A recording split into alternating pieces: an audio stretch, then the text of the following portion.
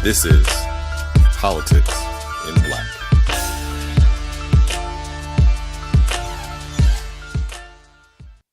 What's happening, family?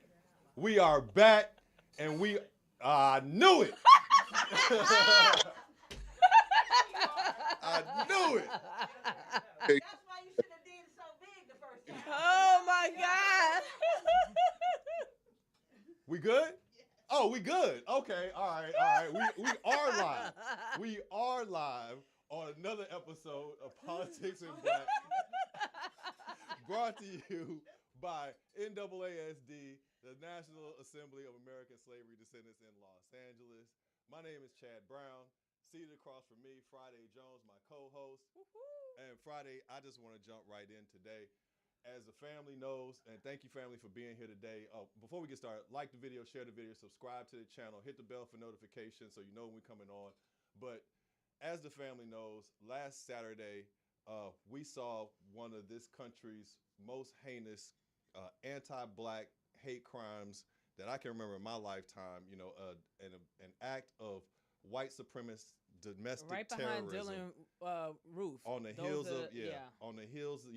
right up there with Dylan Roof, where this white supremacist went up and hunted Black people down as they shopped on a Saturday morning in their local grocery store. So we wanted to come today In the only grocery store. in a food desert, which afflicts our our communities in particular. Absolutely. Systemic white supremacy. But we wanted to come today and we wanted to talk not just about this event, because, you know, here we try to talk about solutions. We want to be solution oriented at all times.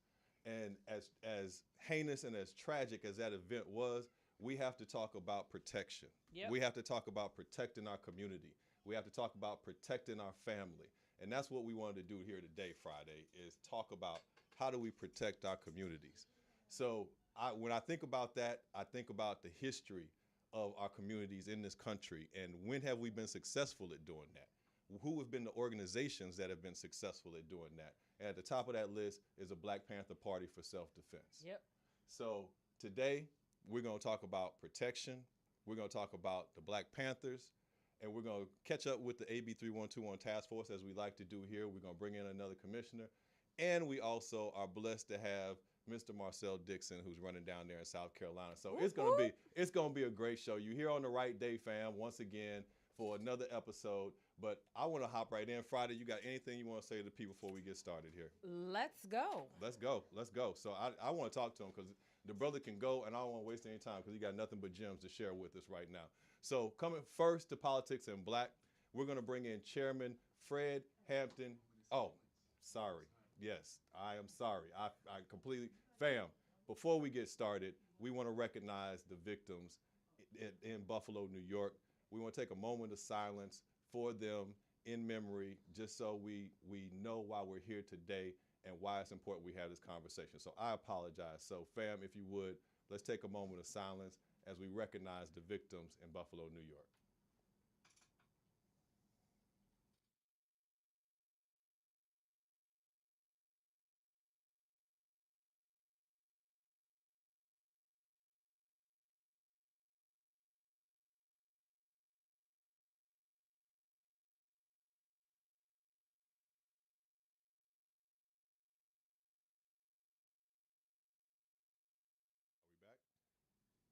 All right, we're back. As we come back from this moment of silence, I just want to recognize, honestly, the Black Muslim community in Buffalo, in Albany.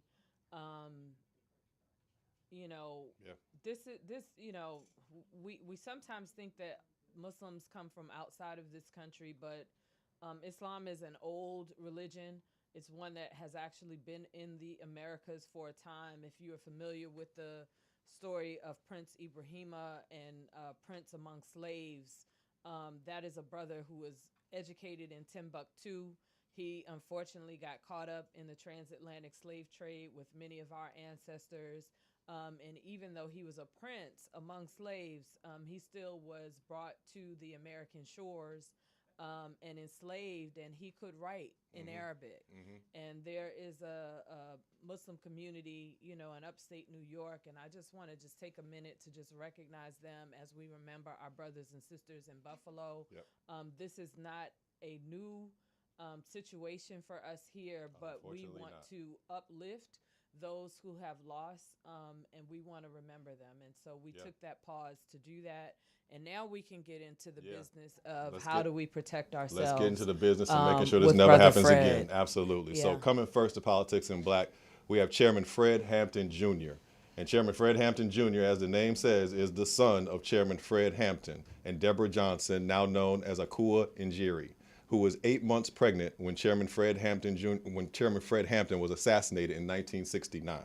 An unparalleled organizer, Chairman Fred Jr. has worked internationally, leading and supporting campaigns, speaking, utilizing spoken word, and educating in the demand for the freedom of political prisoners and self-determination. Chairman Fred Hampton Jr. is the founder of the Black Panther Party Cubs and cultural consultant on the Oscar-winning movie Judas and the Black Messiah. Please welcome to Politics in Black, Chairman Fred Hampton Jr. What's going on, brother? Right on. Thank you for having me. Let me open up just, with a revolutionary greeting where you always say free them all. I also want to say forgive me, my voice is kind of hoarse. It just came back from a powerful mobilization, just like literally about 20 minutes ago. And I don't know how to set up. I intend to be on the laptop, but I got to use the phone right now. So again, so I just want to preface, get that out the way through the door. But I'm honored and humbled to be on here with you on Politics in Black. Yeah, and we gotta thank you because you were in studio and we bumped into you like 2 weeks ago, and so for you to be here with us, it truly is our honor to have you here with us and with our reparations family. Absolutely. No, thank you, brother, for being here. As you heard on the lead-in, I think we want to jump right in with you, Chairman. We know that you're on the ground, you're in the streets, you have your ear to the streets. That's where you do your work. That's your office. And you saw what happened, just like the rest of us saw what happened last week on Saturday. And as I said in the lead-in, the first thing I thought about was, how do we make sure this never happens again? Because obviously the government is not going to protect us. We have to protect ourselves. So I want to start with you, brother. Talk anywhere you want to go to lead in. Let's go there. Preface this, and I mean, people who've heard me speak before may say, this is redundant because Chairman always, this is our position that everything is political. We have to really, struggle to put contradictions such as this, attacks such as this in the political as well as historical context. Let me distinguish electoral politics from politics. I don't want to draw any foregone conclusion. Everybody's clear what we're talking about. The electoral politics being the process of the voting, et cetera, so on and so forth. But the politics, words, terms, fashion, basic survival needs, food, clothing, and shelter, how we live and die, that's politics, how we view it. And Minister U.E.P. Newton had even said that we must even politicize the gun. That's right. What makes our gun different, from the state's gun, from the pig's gun. And with that, start with that preface, things can, fall into line, they fall into place. In other words, let's flip the script on the other side of the spectrum. This was a political act. This is a political attack. Some people may say, no, this was just they attempt to devalue it with an elementary or reactionary assessment. It's just some white racist dude, just pull up in New York and shoot. But everything from the psychological profile, where he went to, where he went to, similar to like with Dylan Roof. He said, Roof had said himself, he initially was going to go to the hood. He reassessed. He went to the church. The fact that this criminal, this individual can ride 200 plus miles, unaccosted, molested, with this assault rifle. Yeah. You know what I'm saying? Yeah. All political. You know what I'm saying? This opens the door for all a Pandora's box of discussions, and we must acknowledge what's written on the gun. The white written on the gun. A lot of people tell us all the time, well, Chairman, you gotta wait. I just got back from New Orleans last night, and I had some struggles with some individuals. They were saying, well, now the youth can't understand this guy, 18, 19 years, just turned 19 years old. That's right. He got turned on his rifle on the rifle butt, talking about reparations. Yeah. You know what I'm saying? Yeah. See, everything is political. You know what I'm saying? That how you view it. You know what I'm saying? It's also that must be included in the conversation. With the whole diet when they try to run you get mental illness, so on and so forth. We cannot miss any opportunity by heightening the contradictions. It's political. How the 911 operator. Yeah. Yes. Yes. You know what I'm saying? Given to the sister. You know what I'm saying? Saying you whispering. You can't see. We fight. We push for certain demands. It can't be reactionary as you want more black this or black that or black. People who really can relate to our community. There's some. So this is what's the term they call code switching. Mm-hmm. Some people say they have the code switch, talk different on white people. Some black people cannot understand black people speaking. You know, like so it's not like even now the operator. Yeah. There are people they put in position, electoral office, hospitals that cannot teachers, school teachers that cannot relate to us. You know what I'm saying? Yeah. So these are some of the dynamics that we have to struggle with. You know what I'm saying? Again, to have a conversation, not in a reactionary sort of way, but again, heighten the contradiction to recognize everything is political. When we talk about political, we talk about how we view political prisoners, how we view the gun, how you know what I'm saying, the terms that is when you opened up, you pointed out that the initial name for the Black Panther Party was the Black Panther Party was self-defense. That's important.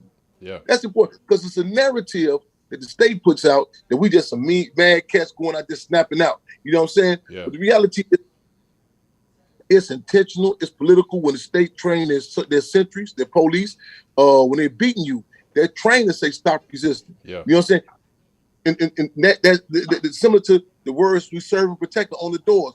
All this is propaganda. You know what I'm saying? You know what I'm saying? And we must, take this into account. How the news report this, how social media reports this. There's no Facebook meme going around saying let's pray for Buffalo, New York. Yeah. You know what I'm saying? Yeah. You're not being reminded, like you hear about Ukraine or your other white communities. You know what I'm saying? Would you like to donate to the families? You know what I'm saying? We must put political context. This is an act of terrorism. And not in a white national or reactionary sort of way. People say, where would he get this idea from? Somebody asked me, a child asked me, what would make this white young man, young boy feel comfortable? Why would he go 200 miles? You know what I'm saying, to go shoot down black people? I say, he cut from a cloth. Yeah. He cut from a cloth of a people who went across the Atlantic Ocean. That's right. That's right. You know what I'm saying? To capture and kill us. This is the American way. Yeah. They would travel for people. It's all about money. If you start them, they will invest money to go get down on. Yeah, that's right. That's right, brother. That's right, man. You dropped some gems. When they go hunting, it's like hunting. Mm-hmm. They're not going out there to eat the deer for survival. They'll get the deer, put the deer head up on the wall. On the map. That's right. That's right. Put it on display. That's right. That's right. It's more deeper than just economics. That's an aspect of it, but again, it's political. Yes, everything's political. I've heard you say that before. I want to stick with you, Chairman, on the Black Panther Party and because I think everybody focuses on the guns. I think that's something that people that focus on because it's very visual, right? So people can see that and they say, oh, brothers out here with guns, y'all protecting the community. But really the protection of the community that the Black Panther Party did went beyond guns. It went to the free breakfast program. It went to the classrooms, the community classrooms at the Black Panther, because you were strengthening the community, which is an aspect of protecting it. So can you talk us through some of those initiatives of the Black Panther Party for self-defense and how effective they were? Well, I'm just seeing your shirt right now, too, brother. Respect, Deacons of Defense. Absolutely. Defense, right? Absolutely. Respect. I'm trying to break up. I hope your questions a little longer. I'll turn this water for me. All good. Okay. You're correct, brother. And many people attempt to have a reactionary assessment of the phenomenal revolutionary organization that that cannot not to negate the importance of the gun, but its legacy cannot be limited to just that. That's talking about, you told me, you talking about an organization. Some people say, well, who made the Black Panther Party phenomenal? Some people say, well, no, they knew the law. I said, a lot of people know the law. So I said, a lot of cats got guns. Oh, okay. They had leather jackets. I said, the Hells Angels got leather jackets. It was the politics of the Panther Party. Yeah. It was how they dealt with it. It was the politics, the words, the terms, the fashion. I recall some of the struggles we had in the movie Judas and the Black Messiah.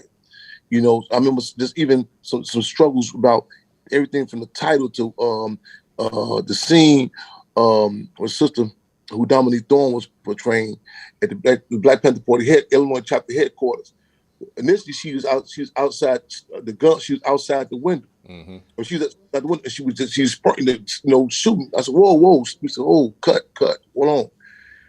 I said, now, creatively speaking, cinematographically or movie wise, whatever, this may have been, this been a great eye catcher. Oh, this beautiful lady shooting out the window. Mm-hmm. I said, however, take into account the people are walking down the street. That's right. You know, and the Black Panther Party they were servants of the people, servants of the people. Yes.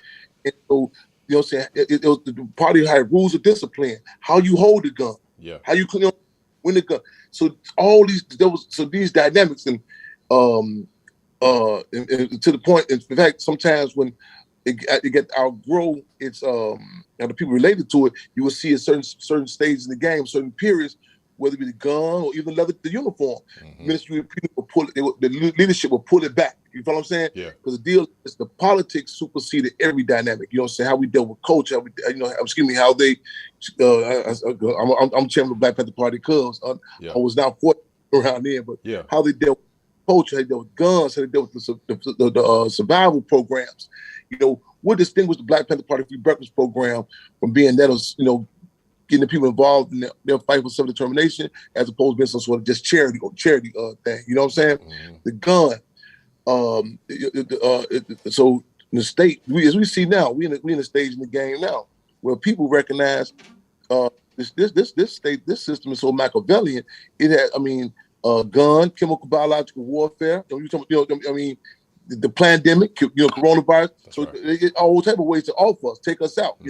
So the necropolitics, and people don't talk about necropolitics, right? That's the investment in death as a political position. Yeah.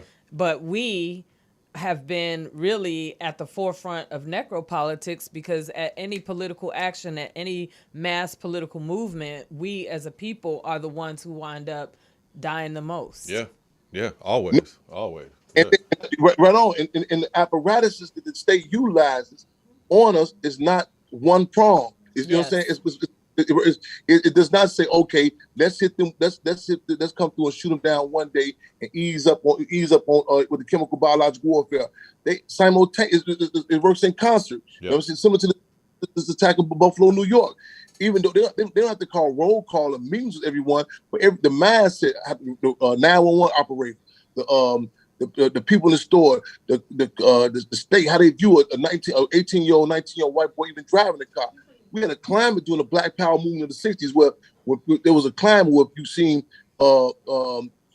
children, how they view prison. You know what I'm saying? It was similar to, they related to the sentiments of William Thoreau, who out the civil disobedience, who said, unjust society, the only place for a just man, I'm paraphrasing, a just man or a just woman was prison. It was prison. That's right. That impacted you. So you ask a child, where's your father? They test us out. He's locked up. Yeah. Where's your mother? Yeah. He's on the run. That's as right. opposed to a community that has been bombarded with so much propaganda and misinformation to say what's called war on drugs, war on guns. I ain't got no dad. You know what I'm saying? That impacts you. You know what I'm saying? Yeah. The terms you use, it impacts you. You know, so you start picking this up. Yeah. As opposed to even when we under attack, knowledge. Am I still there? We can hear you. We got you. We got you now. You back. And acknowledge war. You know what I'm saying? One of the disadvantages that we as a people have is a non-acknowledged war. Yeah. In Nazi Germany, it's acknowledged that the Führer, Adolf Hitler, the SS and the SA, they implemented the ghettos. The script has been flipped to somehow make it like we created the ghetto. That's you right. know what I'm saying? That's right. Yeah, that's right. It's like say some cats up there in the street organizations, they fighting amongst each other. And they say, man, what happened to such and such? Oh, I think he just passed away. You know what I'm saying? But so hold on, no. When do you acknowledge for us to even acknowledge that we are even worthy of someone being an entity, especially as powerful as U.S. imperialism, put together some form of chemical biological warfare. Let's go with crack. Let's talk about crack. That the more melanin you have in your skin, the more easily addictive you will become. That changes your perception. Damn, somebody got together in a meeting to figure, you know what I'm saying, to figure this out. You know what I'm saying? It's planned, And us, and it's not about economics.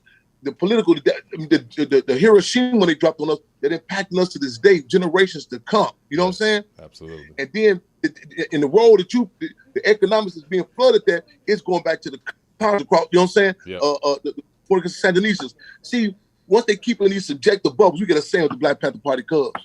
Subjectivity stunts one's ability to make proper summations. Subjectivity stunts one's ability to make proper summations. Now they catch me in the bubble. You know what I'm saying? I tell people I failed my my fourth year English class. I failed it. Because Mr. Griffin, a teacher, kept on telling me, say me and I. I would never say that. I would say us and we. He went and got the principal. The principal came down. I said, we still ain't going with that. Because we come from communal people, you know what I'm saying? Right. And the deal is, what impacts others, you know what I'm saying? Dialectical materialism, the philosophical tool that we relate to.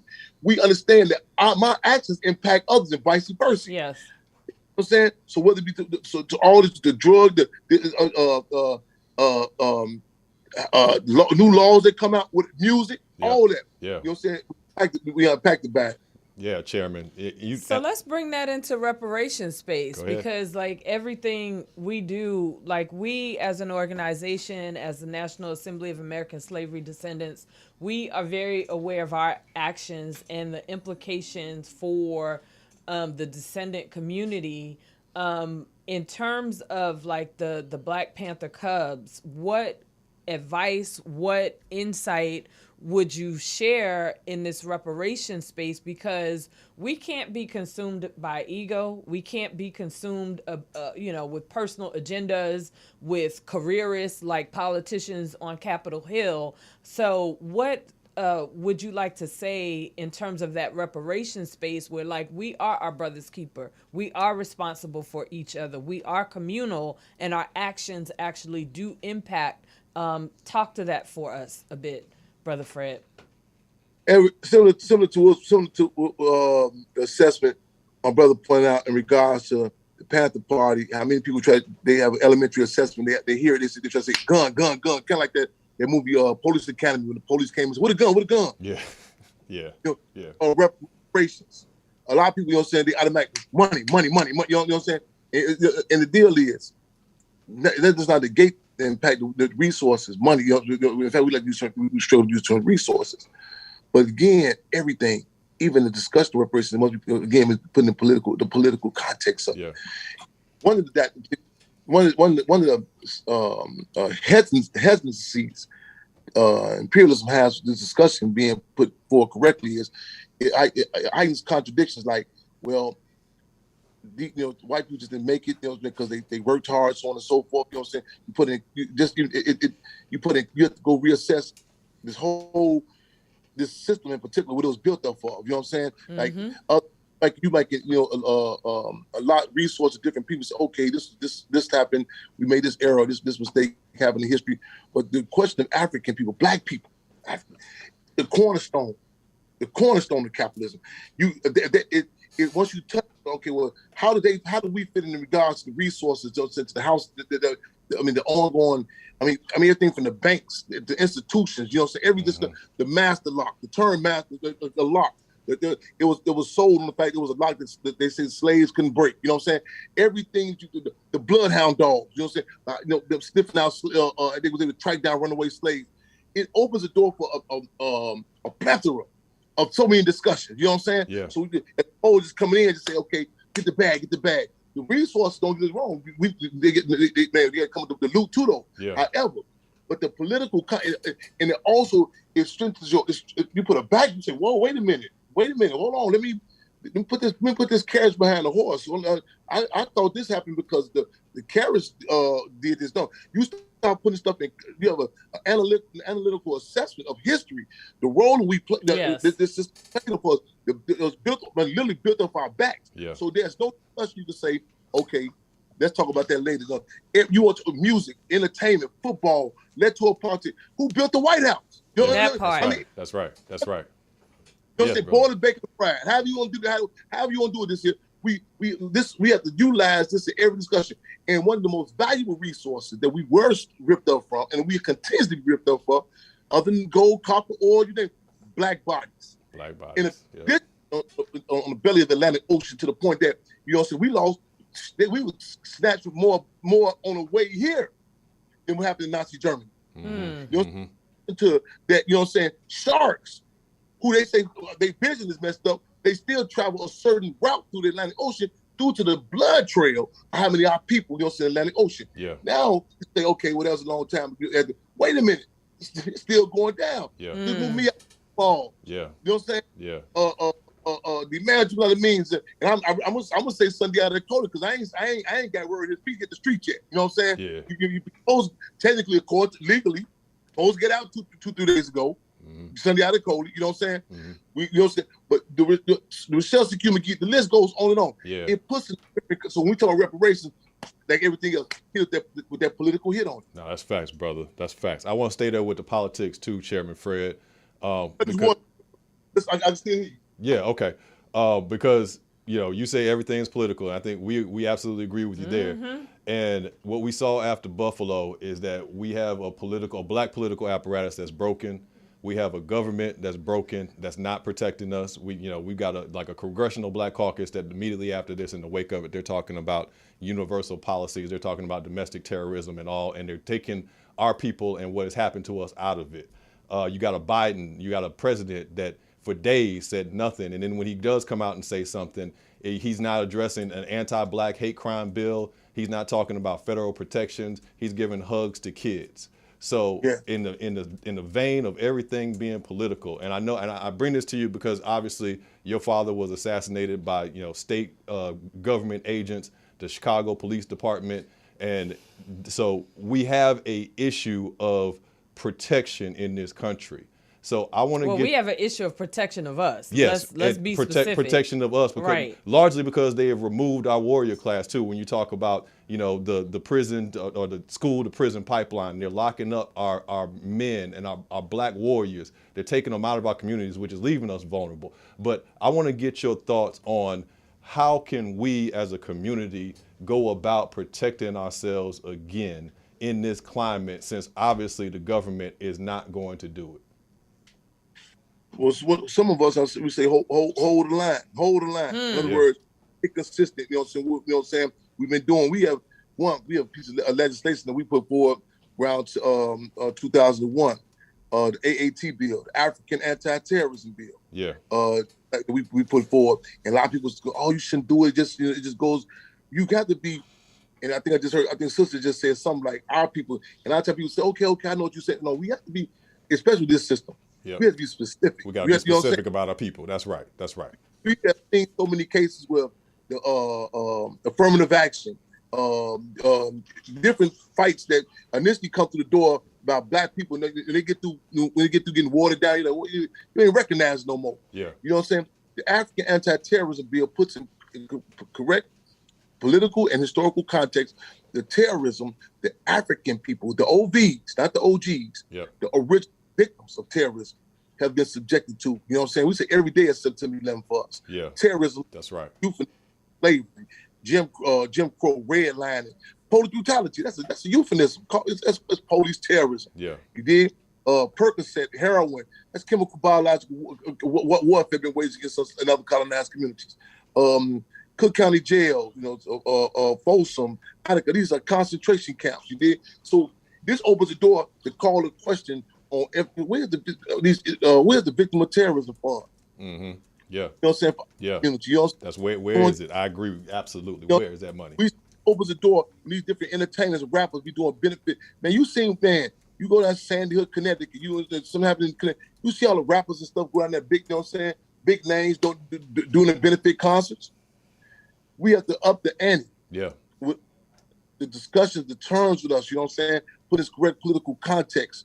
You know what I'm saying? Opens the door for victim of terrorism fund. You know what I'm saying? War chest. Yes. You know what I'm saying? Not bond.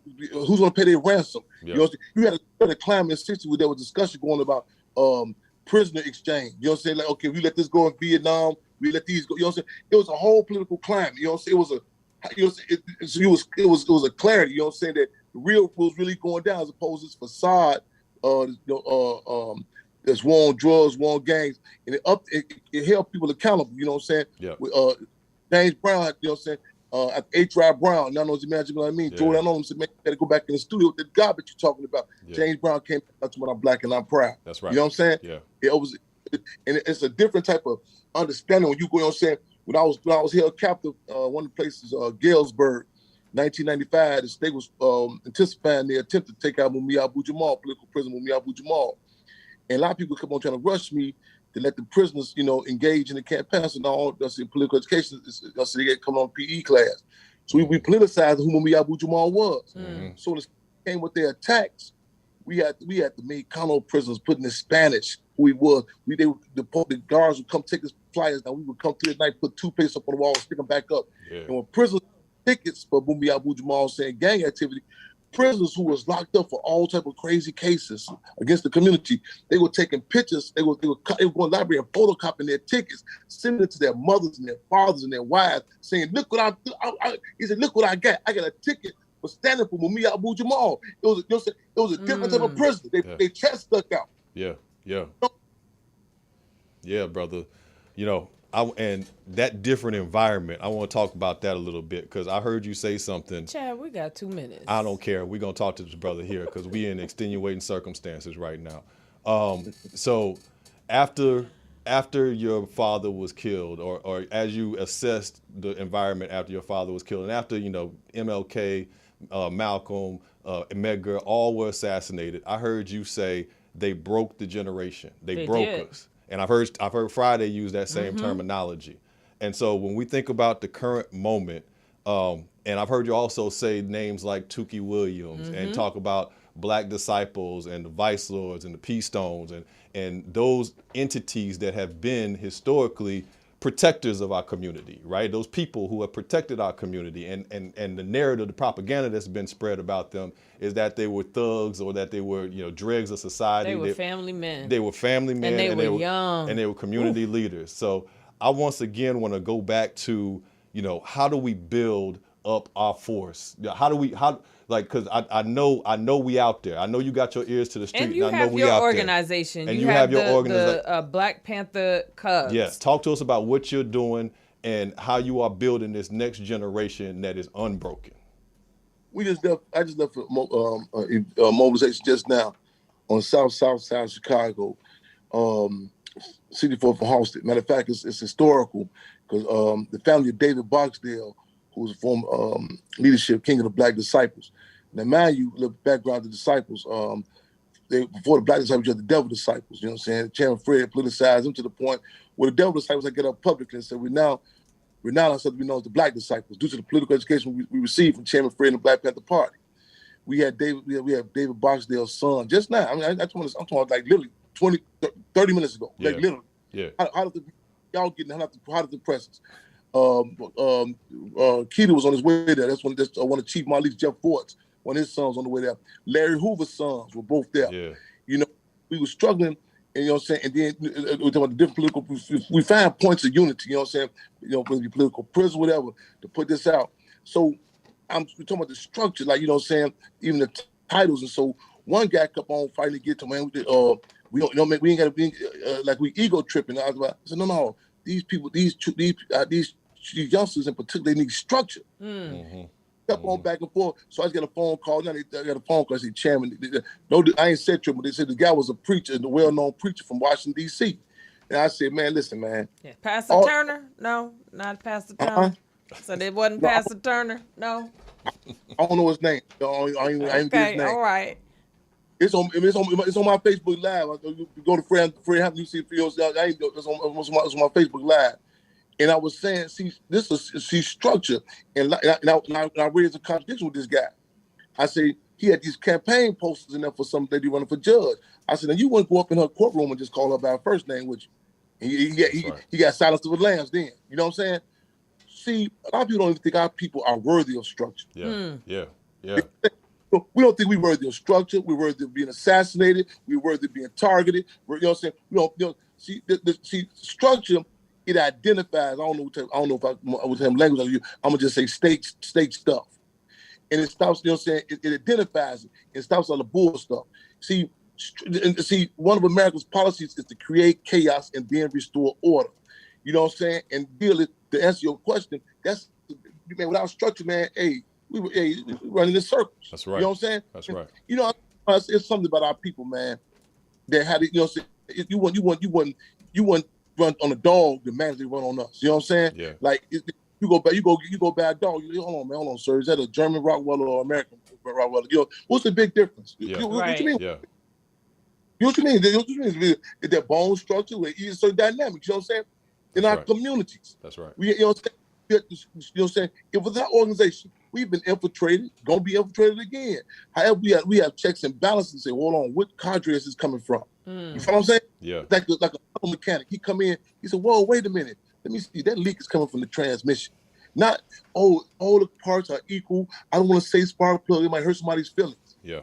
You know, coming through acknowledging that. You know what I'm saying? Yeah. Just check balances. So that's our community, man. Without structure, we're nowhere. We're nowhere without structure. I couldn't agree more with you, Chairman. And we only got a few minutes here, but I do want to touch on the movie. I do want to talk a little bit about Judas and the Messiah and the Black Messiah, because one of the things that we've discovered on this show in past interviews, we've had the Emmett Till Foundation for Families here. We've had Mother May. But it was the Alice film Antoinette with Common. Harrell, came and told us about the Alice film with Common. And we just had Rick Ross talking to us about Snowfall. And in all those instances, the families were disrespected. The families were not compensated. The families were not consulted. And the product that was put out by Hollywood producers did not reflect the family or respect them in that production, in that content.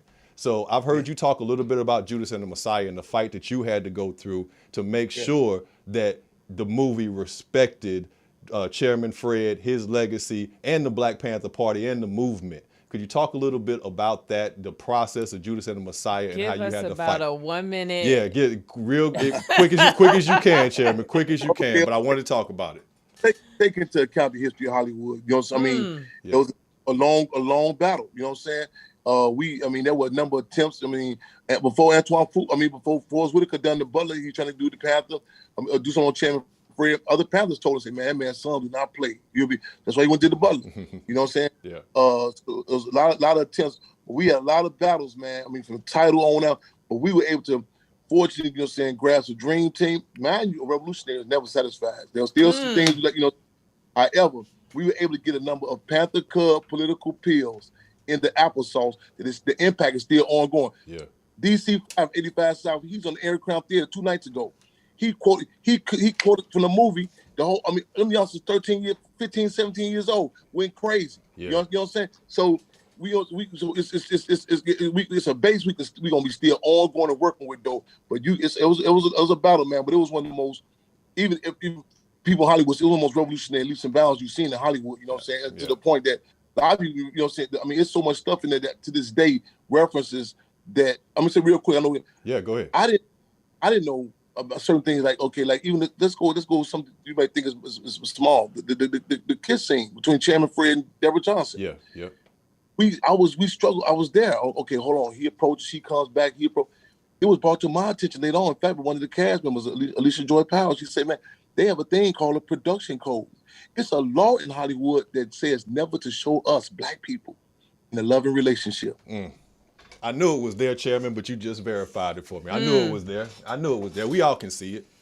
So let's get the contact information. We're going to have you back, and the next time you are in LA, we're going to have to spend some time sitting down and talking face to face. We're going to have to talk and build. We're going to have to talk and build, Chairman. I want to say run on Sister Felicia, you know what I'm saying, connect when I can. Yes. Absolutely. I look forward to following up. So y'all here said Save the Hampton House .org, SaveTheHamptonHouse.org. Don't be scared of that donation. Yeah. He said, "Don't be scared of the donation." Please fam. donate and save the Hampton House. That's Chairman Fred's. We gotta save that. That's a historical landmark. Yes, we get that's historical land. We first started, doing bringing up the code to work inside. I'm on cloud million. You know what I'm saying? I want to thank the people for all they've been doing thus far with the, you know what I'm saying, with the Hampton House. Come by and see it. 804 South 17th Avenue, Maywood, Illinois, 60153. Yep. Also, the email is savehamptonhouse@gmail.com.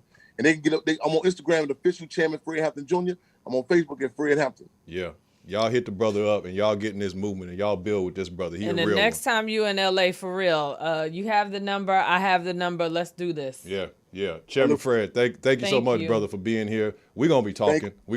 Yeah, absolutely, brother. Thank you for being here, and we're gonna figure this thing out because we can't continue this way. So we're gonna walk and chew gum at the same time. We're gonna weigh theory and practice together. Yes, that's right. Theory and practice together. Right, I love that.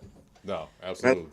All right. So we just blowing up all kind of time frames. We have to thank Chairman Fred for being with us and spending time with us. We're going to take a quick break and we're going to hop right back into Brother Marcel and his campaign. So like the video, share the video, subscribe to the channel, hit the bell for notifications so you know when we coming on. We'll be right back.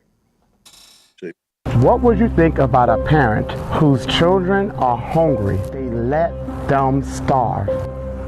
Likewise, here in South Carolina's 6th Congressional District, we are the 6th poorest district out of 435 total as of the year 2021. And yet, where is our Congressman, James Clyburn? I can tell you, he says he will be in California, in North Carolina, and Florida, and Georgia. But what about the needs of South Carolinians? I was born here, I was raised here, I live here, and I'm going to be here. You will never have to ask, where is Marcel?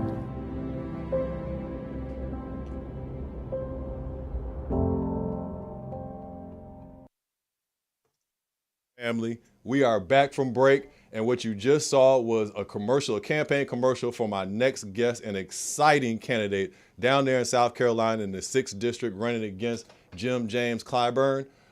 We're bringing on Marcel Dixon. And I'm not going to take any further ado because I know Marcel has a lot to share with us. Let's get to it. But look, born in Savannah, Georgia, his professional experiences include working as a teacher. He's earned his bachelor's degree from Fort Hays State University in 2009. He is one of the first reparations candidates. I believe in putting my money where my mouth is, so I'm on recurring donations to this brother's campaign. Let's bring him up, brother Marcel Dixon. Come on in here, Marcel Dixon. Come on in here. Yes, brother. Good to see you. How y'all? Doing well, man. Look at him in his Southern Comfort hat. How you doing, Marcel? He always representing Gullah Geechee whenever I see him. Brother, it's good to see you again, man. You have been in this reparations fight for as long as I've been in it. You from the very beginning.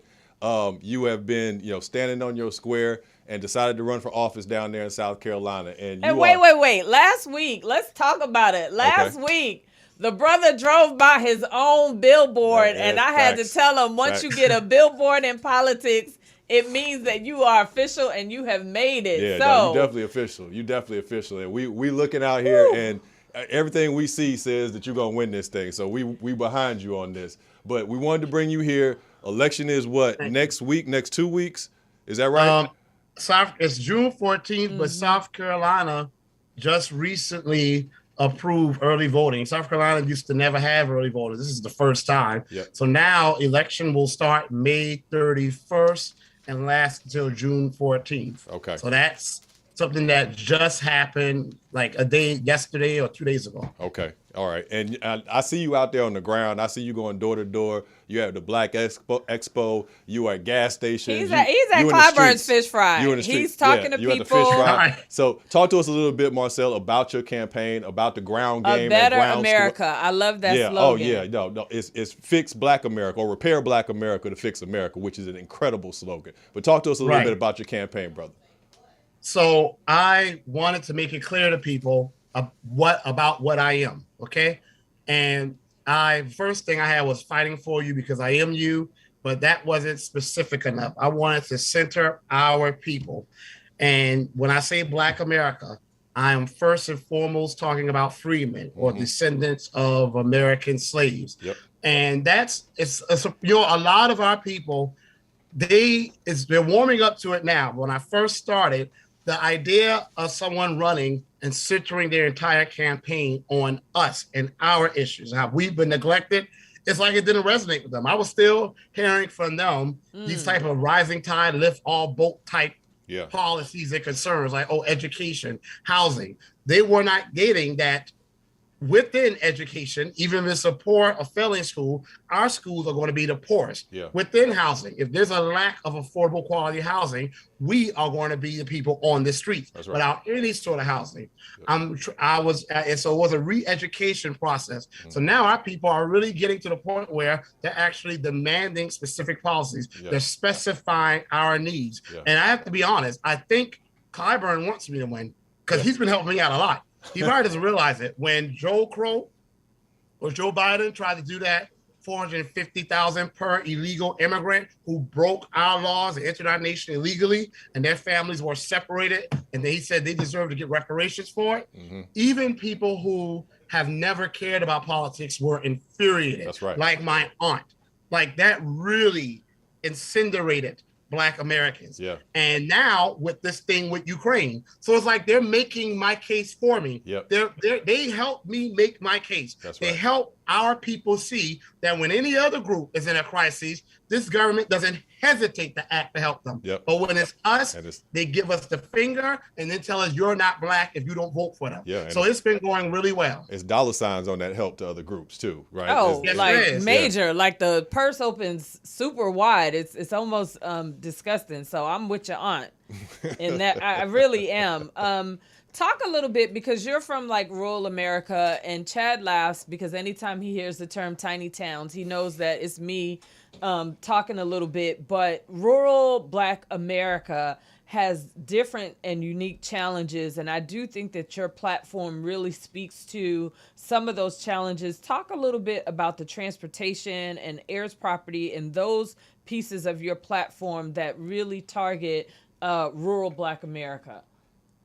Rural Black America should be sacred to all of us, if it's not already, because that's where our roots are. 90% of Black Americans before the Great Migration lived in the rural South. So this is where our roots are. If you like, how some people, like people from the Caribbean, they go back home to their island of their roots to learn about their heritage, or some people who are first generation Americans, maybe from an African nation, they'll go to the African nation in the summer. If you are a Black American and you were not in the rural South, usually you went there for the summer and you spent your summers there. That's how I grew up. Right. So it bothers me when I'm in these meetings and people just start saying where they're from. And I hear Chicago, Philadelphia, New York, DC. And then when people are discussing policies or needs of our people, of course, reparations is the overall need. But when people start discussing like specific issues people are facing, I'm hearing all these big inner city issues, and rural Black Americans or Black Americans live in small towns are never, ever mentioned. Like you said, there are unique needs. So transportation is one. I don't know if people know this statistic, but it's been this way for a while, if not forever. Black Americans are the least likely to own a vehicle of all racial ethnic groups. Even an illegal immigrant is more likely to own a vehicle than a Black American, a freedman. Now, in a city that has a pretty accessible public transportation, that may not be as big of a deal. But in a rural area, a small town, like some of these towns in my area, like Highland and Tarboro, but you can drive for 10 miles and not even pass a gas station. You will pass more dare stands than you will pass of a gas station. That is almost, that's a serious quality of life issue. Absolutely. How are you going to get to a grocery store? We have food deserts in my area, but you can't even get outside the food desert. You can't even begin to leave the food desert if you don't have a car. How are you going to get to your job or a good paying job? How are you get to a doctor's appointment? Or education. How are you going to be able, I said, or education. Get to school, or education, or school, or anything. You're literally trapped in that rural area. You can't even do things that are recreational, that could be culturally and educationally enriching, like going to a museum, going to see a film, going to the library. The whole world is literally cut off for people. My family struggled for a long time with transportation issues. The terminology catch a ride is a very often used terminology here. Yeah. And often people spend more money catching a ride and having to pay someone gas money than they would spend if they just had their own vehicle. Yeah. So I plan to introduce a program in Congress to help people become car buyers and also help people with car maintenance. I plan to do this by partnering with the private sector. A lot of auto garages are in my area. We partner with them and people get a card that will be used where they will get money to cover maintenance, wear and tear of their vehicle, from tires to shocks, oil changes, brake pads, things of that nature. The car buying aspect is when a person who qualifies, and that criteria has not been set aside yet, but a person who qualifies, they will get down payment assistance where it can be fully covered, and they will get assistance or have the first 3 monthly payments fully covered with them. It's giving people a head start on an issue that's a quality of life. Of course, looking into the future, I would like to make it to where we don't have to rely on a vehicle as much, but for now, people need them. Yeah, no, absolutely. And that's what I love about your campaign, Marcel, is you're actually coming with specifics that are targeting our community. That's going to go directly to Black folks. So I want to stay there with your policy platform real quick, because obviously, you know, you saw what happened just like all of us saw last Saturday, that heinous act of white supremacist terrorism and murder. I want to get your thoughts, because now the Black community is hyper-focused on an anti-Black hate crime bill. We saw this Emmett Till anti-lynching bill, but it is feckless, it is weak, it's obviously doing nothing to protect us or to deter this violence on our communities. So I got 2 questions for you. I want to know about your plan for protections if you are elected to the 6th district, and then I've also seen you talk about 2A and Second Amendment rights in the Black community, and going further than that, talking about training, et cetera. So I want to talk about protections and 2A rights in the Black community. Well, first of all, the Emmett Till bill, that name is very disingenuous, because Emmett Till was killed because of anti-Blackness. He was a Black American, a freeman. Yes. But that bill has nothing specific for us. Even when you read the legislative text, we're not mentioned. Now, when you read that COVID-19 hate bill and you read the purpose of that bill, they specifically mention how they did that for aged Americans and the rise of hate crimes. We don't get that. So an anti-Black American hate bill definitely needs to be written. And that is one of the reasons why I can never not support the death penalty. I do support the death penalty, especially when it's an act as heinous as that, especially when it is irrefutable that you did it. You deserve to die, and you deserve to die immediately and painfully. So if any bill I write, it will definitely include that. But we have to understand, these hate crime bills are usually reactive. They usually aren't always a good deterrent. And they definitely can't necessarily prevent something from happening if a person's not going to be deterred by any consequences. So then we got to get to the proactive side of things. And that's where and growing up in rural South Carolina, where everyone has guns, you know, from young guys to old ladies leaving church with big hats, having in their purses. I was never really a gun fan, never liked them. My brothers used to love them, collect them, shoot beer cans with them and soda cans. Never liked guns.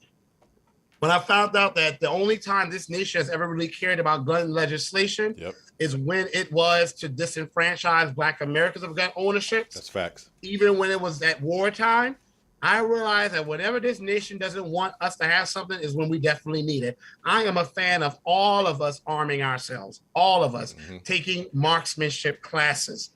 I am a fan of all of us being able to stand our ground. Right. And I plan to write a legislation where even if it's a police officer who is abusing their authority, we have the right to stand our ground. But truth be told, the Constitution gives us the right to stand our ground already. Because no one has the right to deprive a law-abiding citizen of their life liberty, and pursuit of happiness. And yes, I am definitely pro Second Amendment. I have common sense gun legislation on there. For some people who are further pro Second Amendment than they may not like it, but I do have things in like safe storage. I have smart gun technology. The same way we have to use our fingerprints to get into our cell phone, use your fingerprint to be able to use your gun. Because the research shows people have this thought that if someone's going to grab their gun and use it to save them. Actually, the data shows a person is more likely to get your gun and use it against you. The smart gun technology prevents that from happening. And I plan to make that free of charge. That will be financed by the federal government. Yeah. I support concealed carry permit classes, concealed carry weapon permit classes. I don't support just open carry without having to go to a gun safety classes. But I am definitely pro Second Amendment, especially for us as Black Americans, because the FBI already put out a memo in 2006, and this little racist scumbag that murdered our brothers and sisters in this grocery store said that most of his support came from police officers and from people in the military. So a part of any anti-Black hate bill has to be doing a purge of anyone that has anti-Black ideology and institutions that are supposed to keep us safe. Because this government is very well aware that anti-Black bigots, white supremacists, have infiltrated police precincts. And what has been any specific response to that? Absolutely nothing. Yeah, yeah. I thank you for that, because I do feel like in terms of gun legislation, there's this belief that somehow Black folks don't arm themselves, which I don't know. If you're from the South, that's not true. Absolutely not. My grandmother had a shotgun, a 38 in the bosom everywhere she went. Exactly. And then the other thing, I certainly do appreciate you having there being a subsidy, right? Because we understand our economics, and for every $1 that we have, white folks have $100. And so with that kind of differential, it is imperative in this space to actually add that subsidy, because when you go and you try to obtain a firearm legally, like the pricing is a lot more than you would get if you were buying an illegal firearm. And I think it's important for us to actually have legal firearms so that we are able to stand our ground. And so to me, that I applaud that. You know, I'm a fan of yours. So to hear like this kind of subsidy in this particular area, it makes a difference. And coming off of Buffalo, I think that young man had about $10,000 worth of equipment and gear on. And so he had community support. Yeah, so we definitely need that financial support. Yeah, absolutely. I need to say this real quick. I'm thinking, let's go there then. He was wearing body armor because a Black man did shoot him, but he had on body armor. That's right. So I'm thinking, since they want to target us wearing body armor, there's currently a prohibition against armor-piercing bullets. I am for that being repealed. If we can't be safe, then damn it, the white supremacists, anti-Black bigots aren't going to be safe either. Okay? And I like that as a prerequisite in addition to mental health, because no one says, oh, if you have anti-Black rhetoric, you can't own a gun. Yeah. And I think that honestly is a pivotal step I think in our safety. I'll throw this in there because Marcus brought this up, dropped it in the chat. But as Black Americans, because we are under attack this way, and because we are being targeted in this way, because that I don't want to say what I want to say because I don't like to curse on the air, but that person went through and hunted us. So I feel, and Marcus put this in the chat, but we should be, if you are a Black American, you should be expedited for like a carry license or a CCW. Concealed license. Exactly. There should be some priority put on that, because we are under real threat. Do you agree with that? Well, we saw it under COVID. Definitely. Yeah. In our numbers, we saw it. Like, it was real. We bought guns at one of the highest rates. Yep. And I think that's because for a lot of us, we understood that this is the first time like white America went through something where they were going to be challenged financially. They were going to be challenged with food in ways that we have been before. But then we also understood it made us a target. And so you can go ahead and answer. I just wanted to throw that in there. Yeah, just any thoughts you have on that, Marcel? That's why a part of my plan, I'm known as that reparations guy. Yeah. And I like it. I mean, and now that it's on billboards, I'm definitely going to get known as that reparations guy. But there are other things on my platform that don't get a lot of attention. And one of those things is Black people being able to police ourselves. Now, we have a lot. Black Americans are actually overrepresented in the military. We actually have the largest military enrollment when you consider us in proportion to our percentage of the population. Black Americans like 25 to 30% of the military. So we have a lot of people in our community who have military training. Yep. Okay. And those people, I plan to incentivize them to help train our people. We can police ourselves. Yep. But before we can police ourselves, we have to go back to living amongst each other like we used to. Yes, America is still very segregated, but we're more scattered about than we were. That's why I support the Return to the South movement. That's why land justice is such a big part of my platform. Yeah. I am for us having our own separate communities, our own separate businesses. We tend to forget. We don't respect our ancestors in the fact that when Special Field Order 15 was issued, there's a certain detail a lot of us forget. A lot of us forget that our people said they wanted to have their own separate communities away from white Americans. Read the history of Special Field Order 15.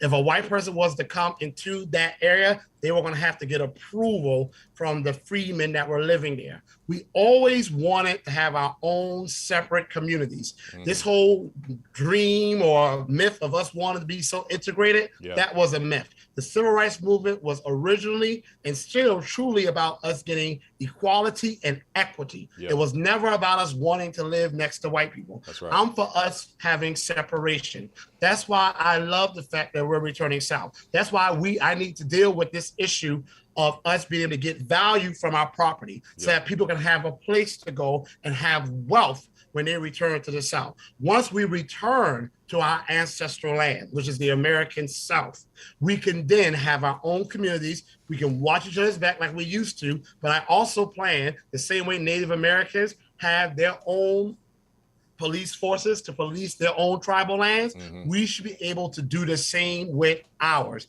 And we've been targeted a lot more than Native Americans. So we're definitely under attack.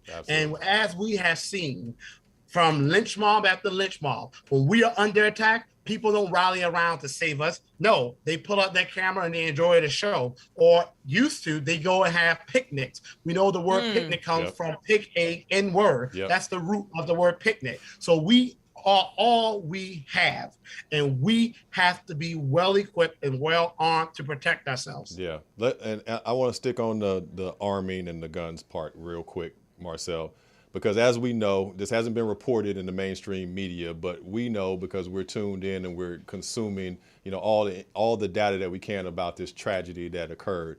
But this shooter had on the butt stock of his rifle, this AR-15 that he used. He had written on there, there's a picture, "Here's your reparations." And that ain't my reparations. So that is a very clear message to me that not only do they see us and hear us, but this is their response. And you just said a minute ago, you are the reparations guy now, right? So we're all in this reparations movement together. So I want to get your interpretation of not only that, writing on the rifle, but also then how does that in any way affect how you are going about this reparations campaign of yours? Absolutely not. I mean, we all know in the past when Black Americans would try to vote, I was told, and I've seen the images too, they will ride around with noose hanging out of their vehicles. That's right. Or sometimes they will burn crosses at precincts where our people were going to vote. Violence and intimidation has always been the tools of weak, disgusting, anti-Black, vomit-soaked scums. Facts. It is nothing new. And yet, violence and intimidation has never been able to stop us. If anything, it's only emboldened us and made us even more determined. So no, that doesn't frighten me at all. Trust me, I'm always ready, I should say. Yep. But no, it hasn't stopped me at all. Like I've told my mother, and like I tell people, we're not safe even if we don't run for reparations. That's right. Okay? What they want us to do is just to sit there and die off quietly. Yep. Us fighting back is the best response to have against them. Yeah. Okay? Yeah. So like I told my mother, if I was just regular me, being a teacher, like those people were, just going to a grocery store. One young man, the story that really hits me here, was going to buy a surprise birthday cake for his 3-year-old son. They weren't running on a reparations campaign, and they were gunned down anyway. So we are not safe by not running for reparations. It's because we're not safe that we have to run for reparations. That's right. That's right. And let's talk. If these anti-black white bigots were smart, they will understand that the way to really get us riled up about something is to use violence against us because of it. That just usually helps us to recruit even more people. That even sometimes helps us to recruit white people who were disgusted and repulsed by what they saw. It actually makes our movement even stronger. The best thing they can do is sometimes just sit back and let the coons we have representing us just sell us out. But when they do things like that, that is sometimes works to strengthen our movement, even though albeit very tragically. No, it brings us together, these types of tragedies. Exactly. We galvanize around it. I think we want to get into your reparations plan real quick, Marcel, because you've done something that I haven't seen any other candidate do. You actually dropped a detailed plan about how you would go about structuring reparations if elected. And quite honestly, brother, I thought some of the things in there were brilliant. I formerly worked in finance, and you're talking about a reparations bond, which I think is a great concept. So I want to talk about the specifics of your reparations plan. And give us a 2-minute recap, because Yeah, for the people that aren't aware, please run through it and give them the summation of what you are proposing.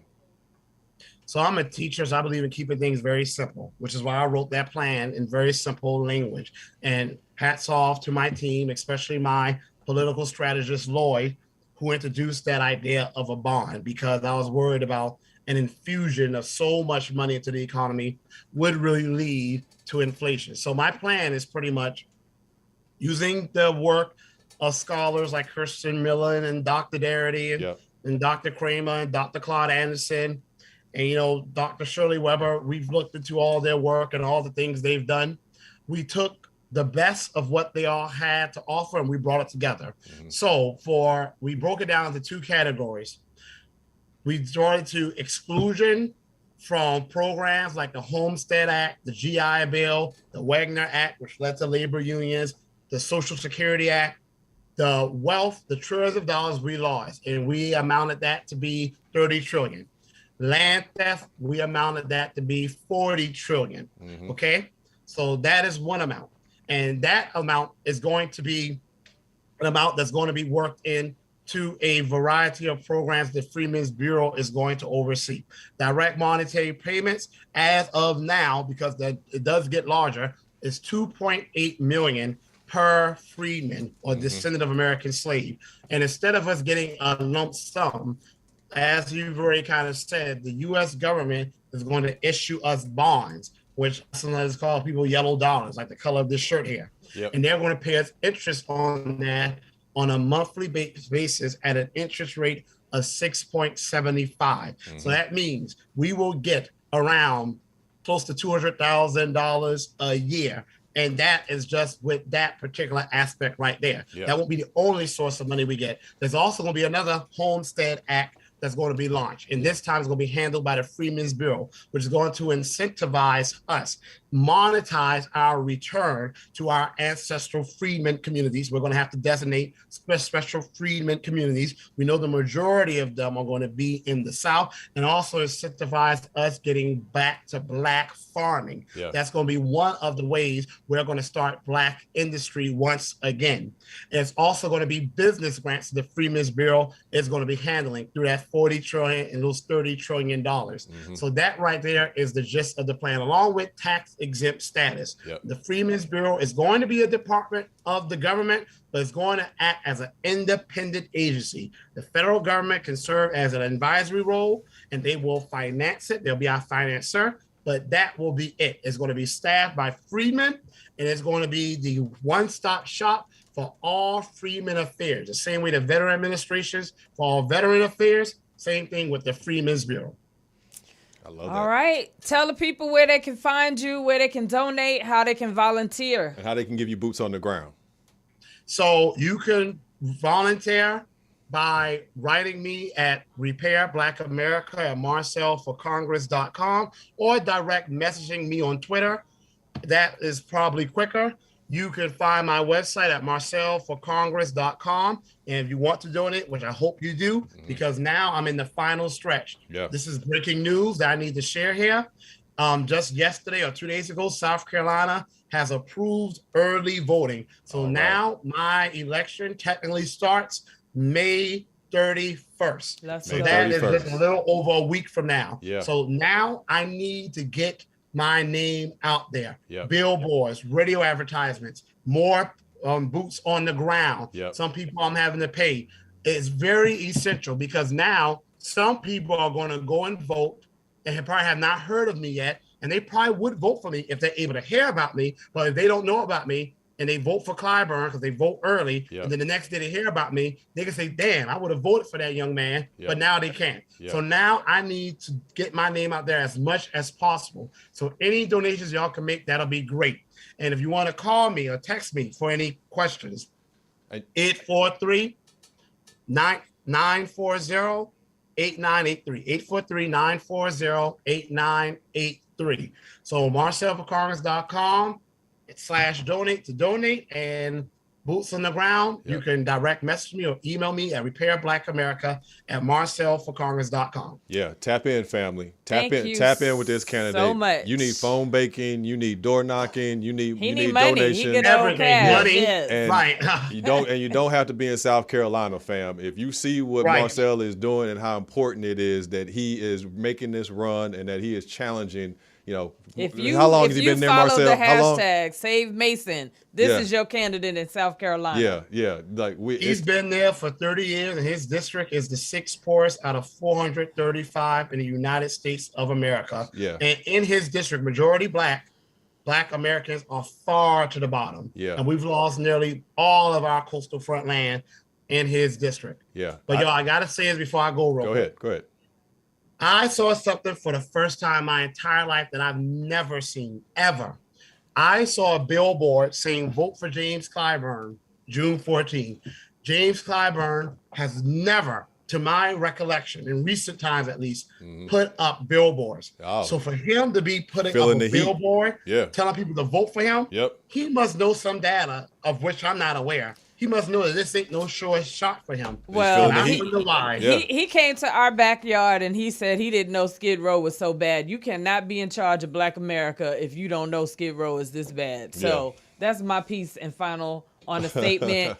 Good luck, continued success. I'm a supporter. Absolutely. I love you. We all are here. Yeah. We're here for you. Yeah. No, good luck, brother. And call on us. Anything we can do. I'm gonna be phone banking for you, and I'm gonna be donating again to your campaign. Tiffany too. Yeah. So thank y'all so much for the support y'all shown.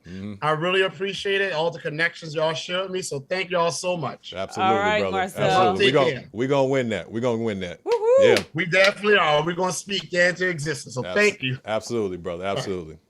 Yeah, I think 30 years and you got the 6th poorest district. That's cause for termination. The 6th poorest district, and you don't know about Skid Row, man. If you don't move off your spot, it's time for you to retire. Yeah. All right, we're going to keep on flowing, fam. Our last guest coming in here, this is a brother Jovan. Brother Scott Jovan. Lewis. He's one of our favorite Jamaican brothers here, right? Like we've had him on before to talk about he is a true friend. Oh, we're going to take a quick break before we get to Jovan. And we're going to come back with Commissioner Like Jovan the video, Scott share the Lewis. video, subscribe to the channel, hit the bell for notifications, hit the Cash App or the Venmo, $NAASD-LA. We'll be right back. What would you think about a parent whose children are hungry? They let them starve. Likewise, here in South Carolina's 6th Congressional District, we are the 6th poorest district out of 435 total as of the year 2021. And yet, where is our Congressman, James Clyburn? I can tell you, he says he will be in California, in North Carolina, in Florida, and Georgia. But what about the needs of South Carolinians? I was born here, I was raised here, I live here, and I'm going to be here. You will never have to ask, where is Marcel?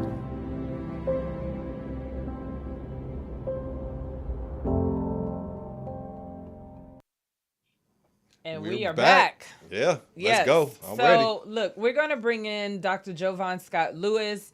Jovan is an associate professor and chair of the Department of Geography at the University of California, Berkeley. His research is generally concerned with the question of racial capitalism, underdevelopment, and radical terms of repair in the Caribbean and the U.S. He has a book coming out, so I'm hoping that he's going to share some information about that, as well as his thoughts on the initial report issued out of the task force. Please welcome to Politics in Black, Dr. Jovan Scott Lewis. Welcome back, brother. It's a pleasure. It's a pleasure. Thank you so much for having me. Always a pleasure to have you, brother. And, you know, you bring that Jamaican flair to the show, so we appreciate you. Well, brother, you know, we got a lot to talk about because since last time you came here, a lot has changed in the world, right? So that's right. I wanted to start by kind of, you know, hopping in the time machine, going back to March and talking about that lineage vote, because as we have seen in kind of subsequent months, the ramifications and reverberations of that decision from the California Reparations Task Force have been far and wide. You know, it's hit all major news media. Now we see reparations conversations picking up in different areas based on what is happening in California. But I think something that doesn't get talked about enough is you are the brother who made the motion for lineage specificity in reparations, knowing that excluded you. So I want to go there. I want to talk about that lineage vote. I want to talk about that motion and, you know, how you came to that. Yeah, well, thanks again. It's a pleasure to be here. I hope one day to be with you in person. Oh yeah, we're gonna do it. Yeah, we're gonna see you soon, brother. We're gonna see you soon. Yeah, we'll be there in September. You know, God willing. Yep.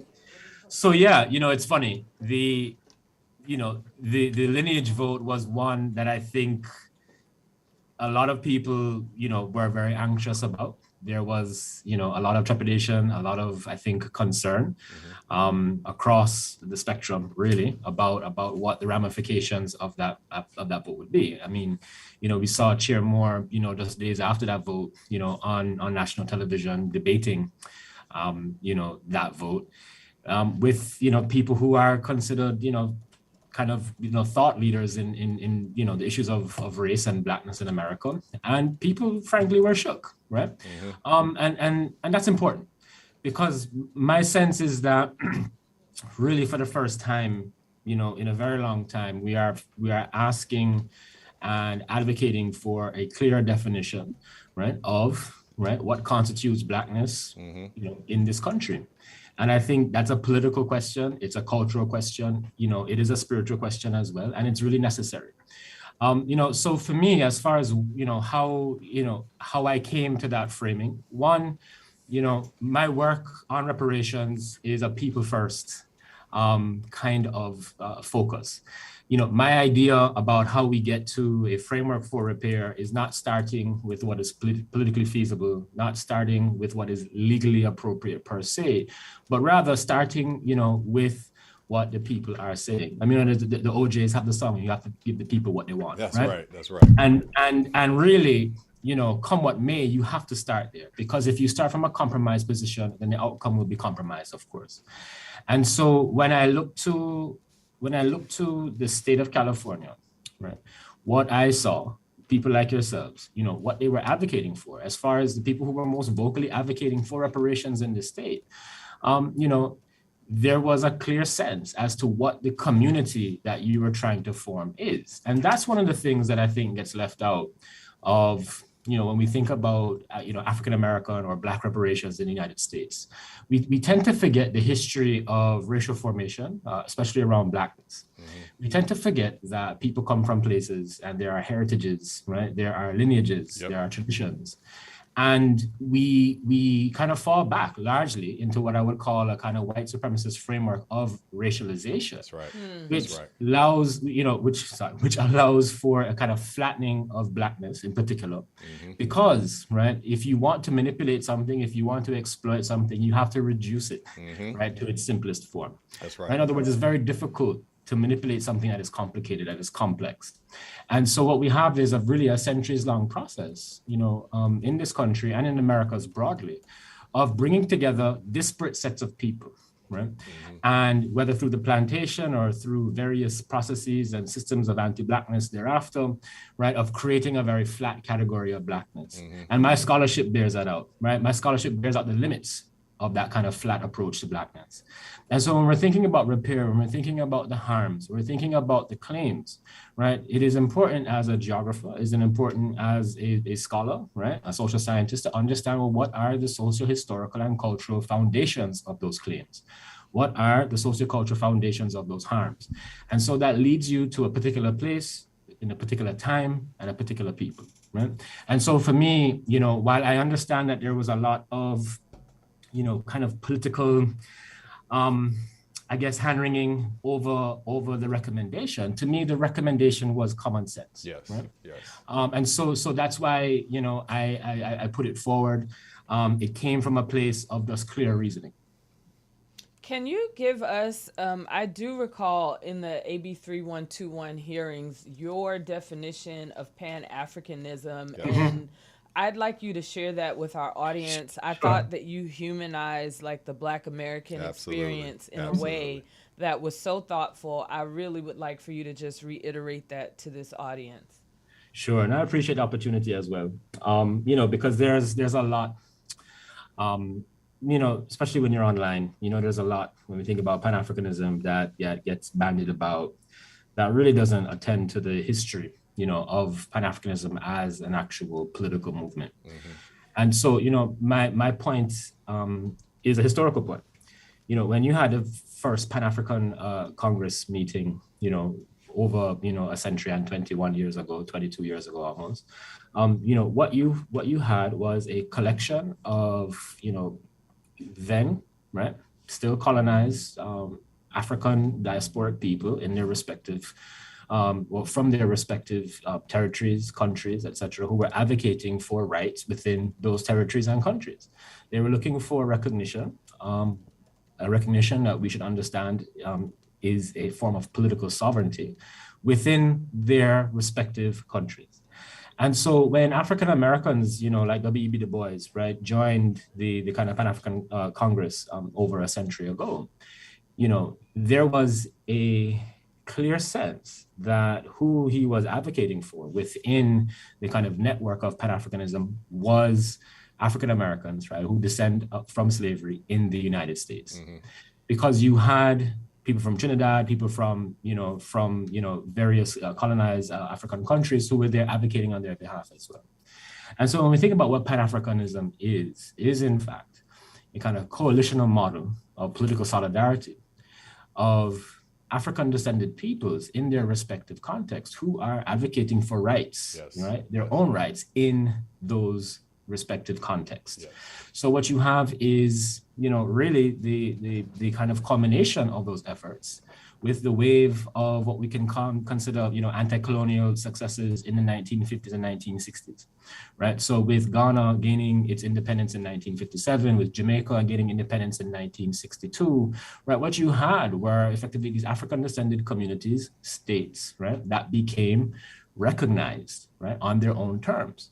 And so my contention, and one of the reasons why, you know, I am in such support of a kind of lineage-based framework for, you know, reparations, and not just reparations, but for African-American identification in this country, is because many of these African descended peoples in these other countries have had the opportunity to define themselves on their own terms, right? And then they did the work of advocating for political rights, right, and sovereignty, working from there. And so, you know, it isn't, again, in the history of Black struggle, in the history of global Black struggle, you know, what I hear African Americans, right, who are, you know, making, you know, calls for lineage and calls for descent, asking for in this country isn't dissimilar, right, to what Haitians, right, there was a big NYT New York Times piece a couple of days ago that, you know, that came out. It wasn't different than what, you know, Haitians were advocating for, you know, in 1804. That's right. So That's right. The point is that why we are so concerned, right, with lineage is really perplexing to me. Because in every other, you know, what we can consider Black nationalist movement, or again, you know, global politics of of Black liberation, we've seen similar arguments made. What does it mean to be a people? Yes. What does it mean to be from a place? Yes. These are the questions that these various liberation movements have asked. And so to my mind, what we're seeing right now with lineage and descent is a similar question being asked. And so to kind of, fight against it doesn't really make sense given the history of Black struggle in the world. No, absolutely. I love the way you humanize it and you break it down to identity, which really is what this fight is for. We are fighting for an identity that was stripped from us. And like I've said before, we've been told that we have no identity or that we're something that we're not. And so this is very much, that lineage vote went a long way towards telling our community that we have identity and that we are seen and that we're visible. And so I want to go there too, because obviously our community is still reeling after the events of last Saturday in Buffalo, New York. And you are sitting now on one of the most progressive bodies in the country, in the California Reparations Task Force. And as we've talked before, the Reparations Task Force is far out ahead of anything that the federal government is doing or anything that any other municipal or state government is doing. And so I want to get your take as a member of this task force on not only the events of past Saturday of this weekend past, but also of what can be done specifically here in California as we think about protections and as we think about as a community, anti-hate crime bills at the federal level, but I think there's also space at the state level. Mm-hmm. Yeah, so unpacking Buffalo, right, is a real challenge, right? Because what you have on one hand are what can be claimed to be the acts of an individual, right? But you can never really fully accept that as a legible kind of excuse or answer or rationale. There is very clearly a broader system of what we can consider, anti-Blackness, which is happening not just through, overt acts of violence, but you see what's happening, with gerrymandering. You see what's happening with this kind of centuries-long pursuit of continuing to curtail and limit the African-American vote in this country, right? Restricting political power. And so, the issue is a broad one. And so what we can do here, in California, or what I think we need to do more generally, is actually understand how, these acts of overt violence, even if we're thinking of them as being individual acts of overt violence against African Americans, is in fact part of, not only just a longer history, but in fact a kind of interlinking or rather interlocking, response to what we can think of as African American life in this country, African American community formation. One of the most, perplexing things that happened, following Buffalo was the debate as to whether or not, the grocery store should open. Yeah. The fact that that's even the conversation. No, go ahead. Yeah. Right. Ahead. Yeah. So you're saying that so nearly a dozen African Americans could get murdered, and then the response is to then starve the remaining community. Absolutely, brother. Absolutely. So again, we're seeing this as not just one exceptional act, right? I mean, and this is I don't want to move to the Tulsa book that I think I'm going to have to talk about. You do. Okay, but it's a relevant comparison, right? Because so just quickly, the Tulsa book is Violent Utopia. Violent Utopia, thank you. It's been known as a Tulsa book for a very long time. So Violent Utopia, Dispossession and Black Restoration in Tulsa, is a book that starts with the Tulsa Race Massacre, right, of 1921. But really, what I tried to do in that book is show how the same exact, violence of what we might consider, the exceptional, act of murder, community raising, devastation of all kinds actually continue to play out time and time again through seemingly more mundane and certainly seemingly more benign processes like urban renewal, right? Like the erection of the highway system in Tulsa that bisected the historical community of Greenwood, right? Like the rise of the nonprofit sector, right? That effectively allowed the state to kind of forego providing, everyday services to this African-American community. And so, going back to Buffalo, you see how, this relationship between what we might think of as overt violence, meaning bodily harm and murder, remains intimately related to, something simply more, seemingly everyday, like whether a grocery store should be open or not. So what we have, in both cases, is a lack of protection, is a lack of self-determination. And this is what I think, reparations bills, at the state level here in California, of course, and, what we really need to be focusing on as well is a federal reparations bill. But, however we're going to get it done, what we have to think about is the kind of comprehensive security and sustenance of the African-American community and the right for the African-American community to protect itself and to secure its, to secure the everyday right of actually just, living. And so this is what we have to, really pay attention to, is that if we think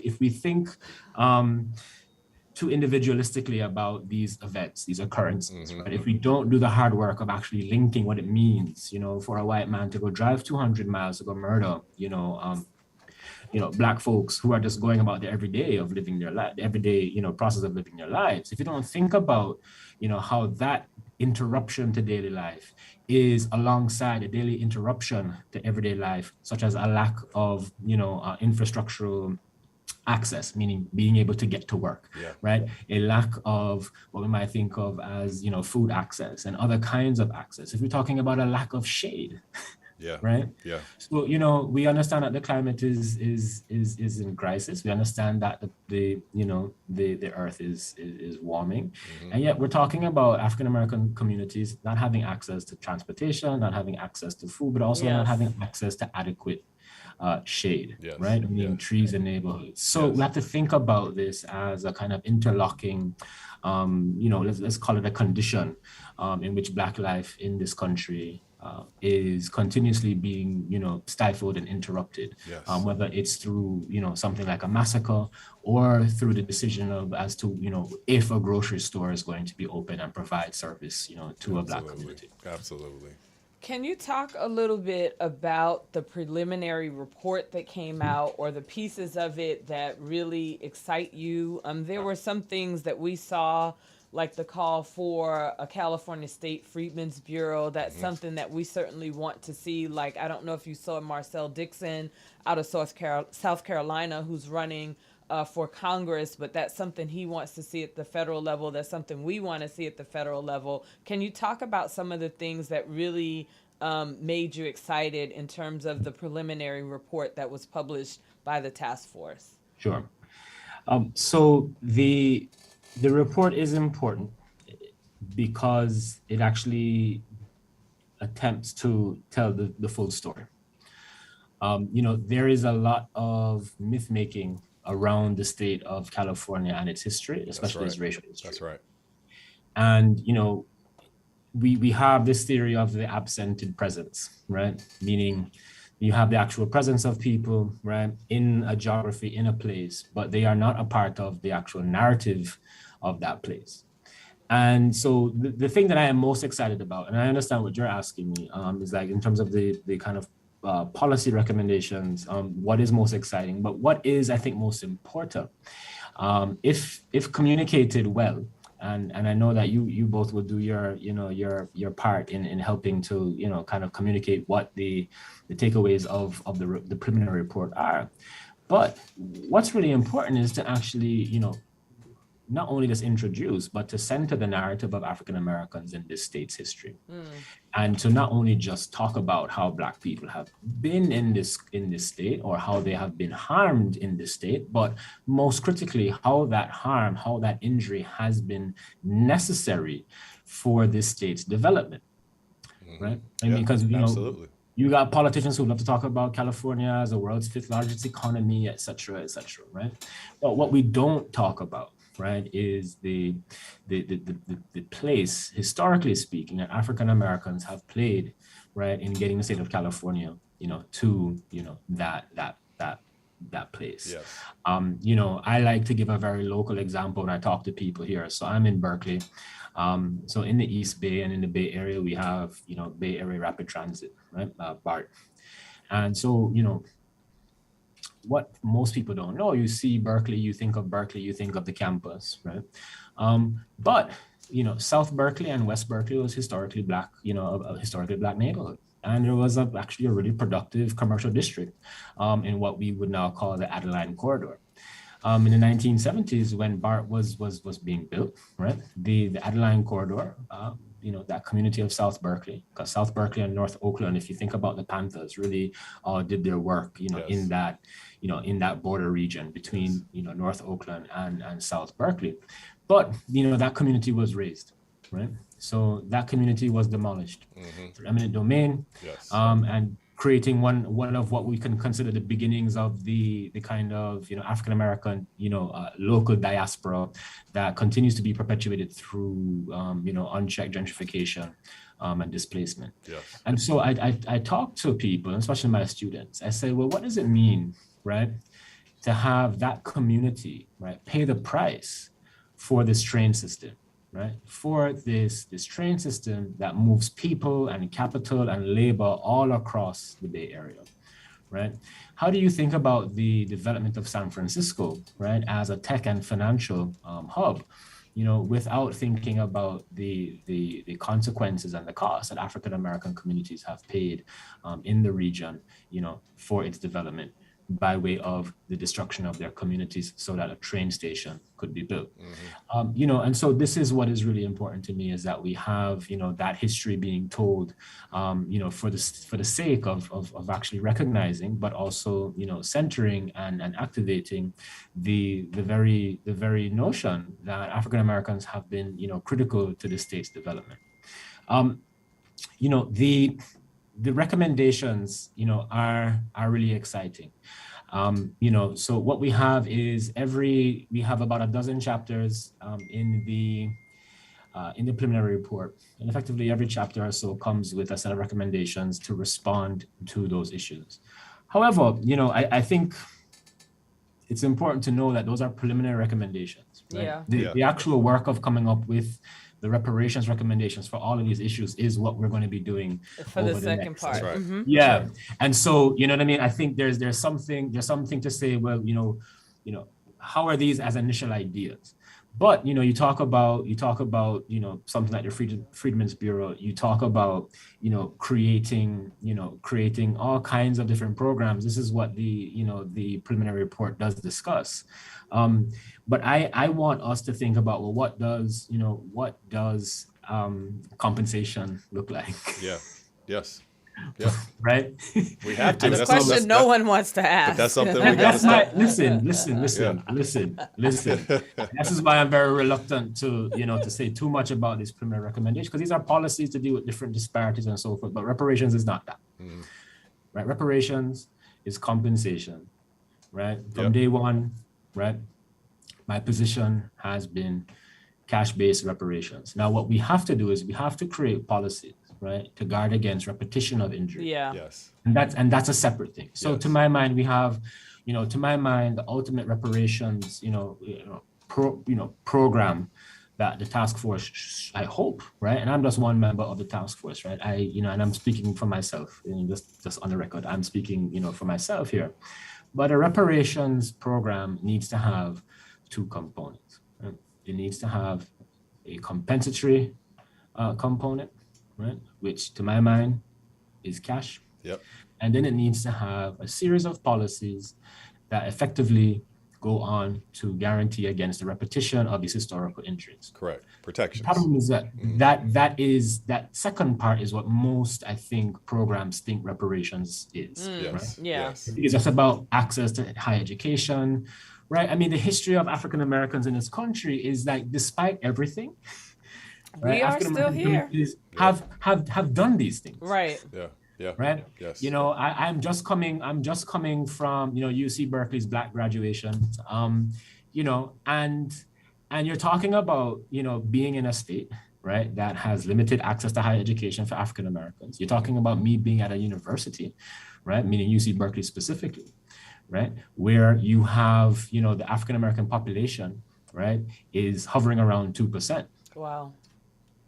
I'm not gonna try and get into any kind of issues, but you have you have subsets of other communities from elsewhere who make up more of the population. Yeah. Than we Right? do. That's right.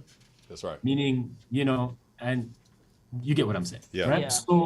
Yeah. So, but despite that, I just left an auditorium, right, with hundreds of Black students, right, who are here and who are educating themselves and hopefully going out to do the work in the community, but access and these kinds of things is not reparations, right? Mm-hmm. That is the fulfillment of the 13th, 14th, and 15th Amendments. Absolutely. Citizenship. Yeah, citizenship rights. That is right? Yeah. And so for me, I am really looking forward to the conversations that we'll have over the next several months around compensation specifically. Yeah. I think we all are, Jovan. I think we all. I mean, but honestly, like that's what I want to talk about, yeah. right? And so when you talk about what reparations looks like, and you begin to talk about policies, then I begin to worry, right? When you talk about policies of better banking and better this, that, and other thing, like, that's fine. But Black folks have had banks. That's right. That's right. And this is one of the wonderful things about studying the history of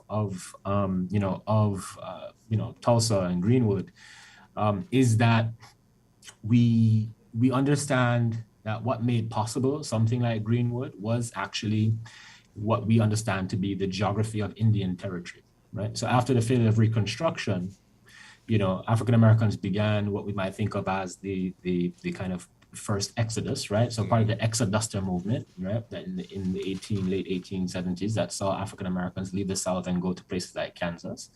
But what also happens about a decade after that, African Americans began to go to Indian territory, right? And so this is the place that became Oklahoma, basically, but it was the location that, was the destination of the Trail of Tears. Mm-hmm. And so what's important to know is that in that geography, right, which technically was not the United States, right? It was a different jurisdiction. It was a territory. African Americans, were able to found all Black towns, right? Systems of government, right? We can think about, one of the earliest HBCUs, Langston University, being founded. In that place, we think about the kinds of community development that was possible really outside of the interruption of what we can think of as, white society. Mm-hmm. And not just in Indian territory or in Oklahoma, but, African-American communities built these kinds of communities and these systems of self-governance, across the country. Yeah. And so, the truth is that if we have access to capital, right, the African-American community has access to capital, and then there is a political environment, right, that is one devoid of interruption, right? Meaning theft of land. Right. Mm-hmm. Right? Meaning the kinds of discriminatory acts that stem, right, the active participation of African Americans in the generalized market, right? Then what you have is the same kind of community development that for centuries African Americans in this country have demonstrated that they are more than capable, of doing. Absolutely. And so reparations has to be about cash. Yes. And then, attendant policies that effectively go on to, stop the kind of anti-Black interruptions that we know, have been part and parcel, not only of African-American dispossession, but also normative American, improvement and progress. Oh, so I'm so happy this brother is on the task force. I know, we all are. So we have 15 minutes, but we did want to open lines. Do you have time to answer a couple of questions? Sure. So for our audience, the call-in number is 323-815-4204. Again, the number is 323-815-4204. If you give us a call now, we will put you on air. We will get answers with Dr. Jovan Scott Lewis and anything Chad and I might know the answer to. And Jovan, while we were waiting to see if we get a caller here, can you talk to us just about what folks should expect next from the California Reparations Task Force? What is in the immediate future here? So immediately next month, there will be a celebration, or at least a kind of commemoration of the release of the report in Sacramento. I think the dates are still, being worked out. But basically from September, we will, be pivoting towards thinking about, recommendations. We will have meetings, I want to say pretty much every month, every other month at least, because we have about, I think, 9 meetings remaining, according to, what was provided to us by the state. So over those 9 meetings, what we will be doing is beginning with understanding, well, what are, currently existing reparations models out there, because AB 3121 determines that that what we come up with comports to international standards and models of reparations. Then we will be moving towards thinking about, compensation, hopefully by the end of the year. Then we move to other issues. How do we think about notions of atonement? What kind of relationships do we have to, create to actually get the reparations bill passed? And then, hopefully towards, I would say, the middle of the spring, we should be, doing the necessary work. Chair Moore and I, who are in charge of the schedule, want to leave enough time for us to actually, come up with the actual reparations program. So hopefully we have 2 meetings or so where we are, at least 2 meetings where we're actually doing the hard work of actually, formalizing what that program looks like. Okay. No, I love that, because obviously we want folks to be engaged. We want them to understand what's coming up next. We have said it repeatedly, but this is the most important thing happening in Black America right now. And you are obviously sitting at the center of that. So, Jovan, I had another question for you, just as we think about, Oh, we have a call. Hold on, we Chad. got a caller? Hold your thought. We do have a I caller. get interrupted by a caller. Okay, so we'll go to the call here. Hello, caller. You got us. You're on Politics in Black. Or maybe not. Yeah, our producer is working the board right now, trying to patch the call through. So, I see a lot of movement in the booth. In the meantime, in between time, we have them. I did want to add just a quick thing before Chad gets into his comment. You know, one of the things that has been very abundantly clear with AB partners and Young Communications, I think that they entered the space with a bit of naivety. And for folks that don't know who those are. Those were the communications firms that were retained, I think, by the DOJ to serve as communications partners. But I do hope that the next time a communications partner comes on, that they understand, like, this reparations community is serious. Oh, yeah. We're vested. We watch everything that happens, and our opinions about those things are expressed. There's nothing that happens at the task force level that we do not observe and have a response to. So I just wanted to put that out there, because I saw the letter of Young Communications where they resigned and kind of how they resigned. Yeah, it's been a lot of disrespectful stuff said behind the scenes. Yeah. We'll leave it there. We'll leave it there. We'll leave it there. So the caller is up. Caller, you have Dr. Jovan Scott Lewis and Politics in Black. Go ahead. Go ahead, caller. She hung up. Oh, she didn't want to talk to us. That's all right. That's all right. Hey, Jovan, I want to go back to the concept of lineage, because as you probably are aware, there's some very important things happening in this lineage discussion out here in California. Not only did the Reparations Task Force vote for lineage-based reparations, but just recently, Governor Newsom pulled some lineage-specific disaggregation language into his May budget revision. So for the first time ever, and the first state ever, California will, going forward, disaggregate data collection for its 2.5 million Black employees, which is monumental. But I want to quickly talk to you and see if you were, number one, aware of that, and then two, how do you see that playing into the output of the Reparations Task Force? Stick a pin on that. We have a caller back. I can't get a question out. It's all right, caller. It's a great one. It's a great one. Caller, you there? Go ahead. Caller, you there? Oh, hello, I'm hoping that's me. Hey, That it is is you, caller. What's your name? Where you calling from? Hey, first of all, thank you so much for doing this tonight. This is really informative and so powerful. I'd like to ask 2 things, if I could, please. first, Professor Lewis, if you could please give us a teaser about your upcoming book. I have read Scammer's Yard. I really appreciate it. And I hope that you can tell us about the upcoming book as we await it. And will you be having any autographed copies?